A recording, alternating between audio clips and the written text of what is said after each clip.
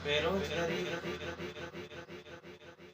क्या होती है ये उन्हें मालूम नहीं है जो लग्जरी रूम में एसी लगाकर सोते हैं। बेरोजगारी का मतलब उनसे पूछो जो अपने घर से 200-250 किलोमीटर दूर एग्जाम देने जाते हैं और अपने चंद रुपए बचाने के लिए रेलवे प्लेटफार्म पर चटाई बिछाकर बिना तकिया के भी सो जाते हैं। बेरोजगारी का मतलब उनको पता नहीं जो अपना दिन का 3 वक्त का भोजन भी गर्म बनाकर खाते हैं और न जाने क्या क्या बनाकर साई सब्जियां खाते हैं।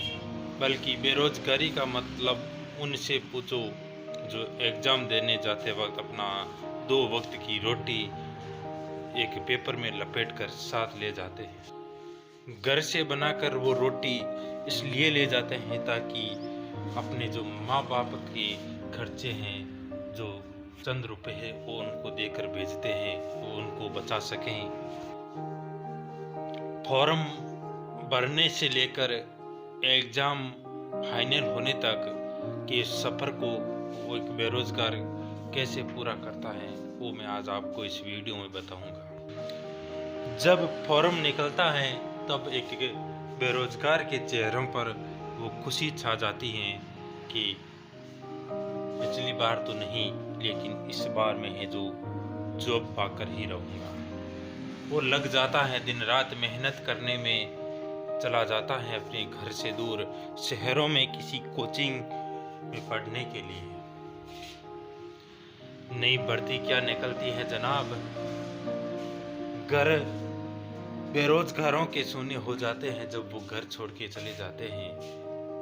कर्ज हो जाता है बेरोजगार के माँ बापों के ऊपर और अपनी तिजोरियां भर लेते हैं वो कोचिंग वाले।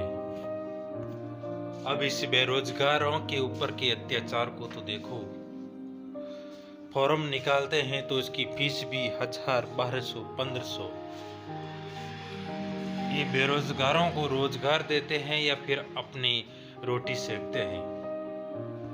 चलो ठीक है, फॉर्म तो कोई बात नहीं, भर लेते हैं कैंडिडेट कहीं से भी पैसे का जुगाड़ कर कर। लेकिन जब एग्जाम डेट की बात आती है तो 4 से 5 बार तो एग्जाम पोस्टपोन होते हैं। अगले महीने में होगा या फिर उस महीने में होगा।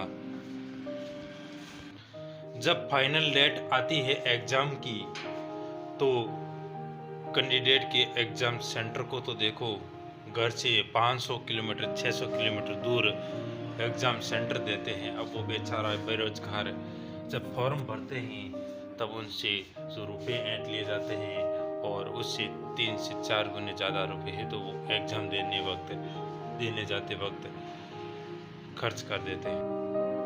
बेचारा करे तो करे क्या, एग्जाम देना भी उनकी मजबूरी है। वो एग्जाम देने इसलिए जाते हैं कि क्या पता इस बार हो जाएं और अपने घर वालों के सपने को वो साकार कर सकें।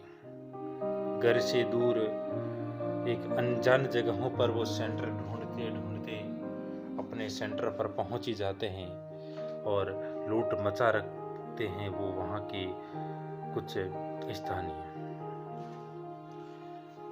खाना की बात है तो 1-2 वक्त की रोटी वो अपने साथ लेकर इसलिए चल पड़ते हैं क्या ये 2 वक्त की रोटी हम घर की खाकर चंद रुपयों की बचत कर सकें।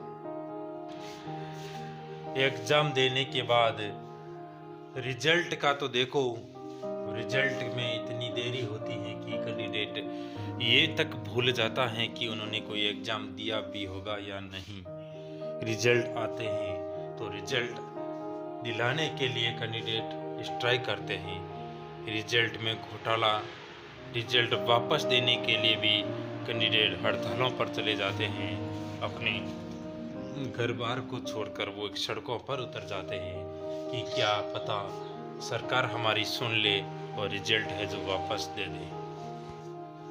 अंत में लड़ते पड़ते 3 से 4 सालों में एक भर्ती कंप्लीट होती है, एक वैकेंसी फाइनल होती हैं।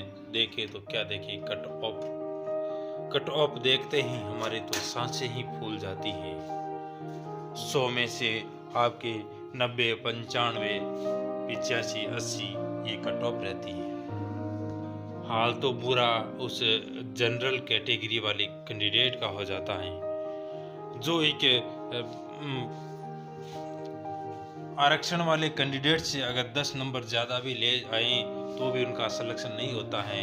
लेकिन एक ऐसा कैंडिडेट जो उनसे 10 से 15 नंबर कम लाकर भी उनका सिलेक्शन हो जाता है, ये है उन बेरोजगारों के आरक्षण की मार। रिजल्ट आए तो रिजल्ट में फेल होने का एक तो वो दुख होता है, वहीं रिश्तेदारों का पूछना शुरू हो जाता है क्या रहा तुम्हारा रिजल्ट।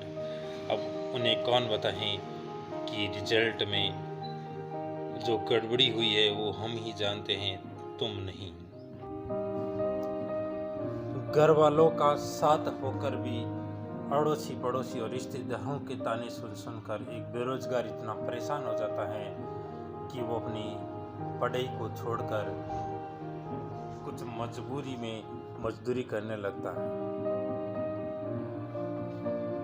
बड़ी परेशानी का थप्पा है एक स्टूडेंट के ऊपर बेरोजगारी।